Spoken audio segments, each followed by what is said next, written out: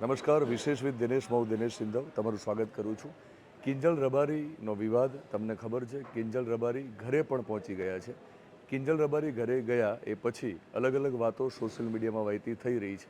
ત્યારે રબારી સમાજના યુવા ઉદ્યોગપતિ લલિત ગોવાભાઈ દેસાઈએ મને એક વિડીયો મોકલ્યો છે, જે અત્યારનો જ છે.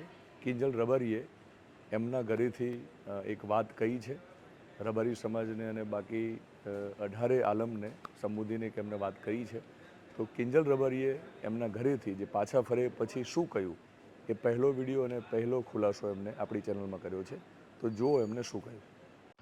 હું કિંજલ રબારી, મારા નામે જે હાલ વિવાદ ચાલી રહ્યો છે એ બાબતે હું જણાવવા માંગુ છું કે મેં જે પગલું ભર્યું હતું એ ભૂલીને હું પરત મારા ઘરનો સંપર્ક કરીને મારા ઘરે પરત આવી ગઈ છું અને રાજી ખુશી મારા પરિવાર સાથે રહેવા માંગુ છું.